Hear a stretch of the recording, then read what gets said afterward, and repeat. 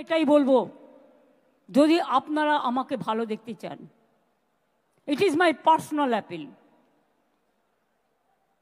যদি মনে করেন চেয়ারের অ্যাপিল, চেয়ারের অ্যাপিলও, প্লিজ আপনারা শান্ত থাকুন, বিজেপির প্ররোচনায় পা দেবেন না। ইমামদের একটা রোল প্লে করতে হবে, আর আমি কিন্তু খুঁজে বের করব বর্ডার এরিয়ায় বিএসএফ কাকে কাকে হাত করেছে এবং কিছু বাচ্চা ছেলেকে 5,000-6,000 টাকার বিনিময়ে ইট ছুড়িয়েছে। এটাও কিন্তু আমি খুঁজে বের করব এবং তদন্ত করব ভালো করে। তদন্ত আমাদের চলছে। আমার একটাই কোশ্চেন থাকবে হোম মিনিস্ট্রিতে, যারা খাইয়ে এনআইকে দিয়ে টুইট করিয়েছেন, যদি বাংলাদেশ সত্যি যাই হয়ে থাকে বাংলাদেশের লোক, আপনি কেন ঢুকতে দিলেন?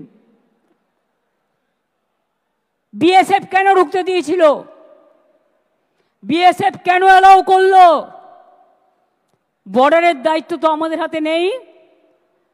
প্লেন চলছে, প্লেনে কারা আসছে, কিভাবে আসছে?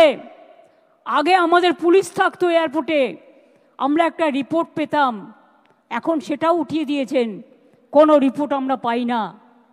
ট্রেন চলছে, ট্রেনে লোক আসছে, আমাদের কাছে কোনো রিপোর্ট আপনারা শেয়ার করেন না।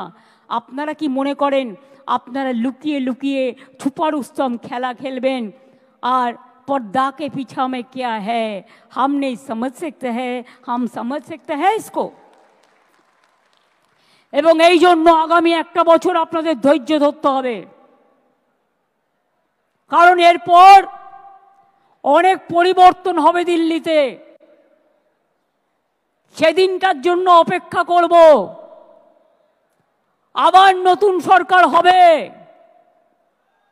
এবং নতুন সরকারে আশা করি হামাগুড়ি বাবু থাকবেন না।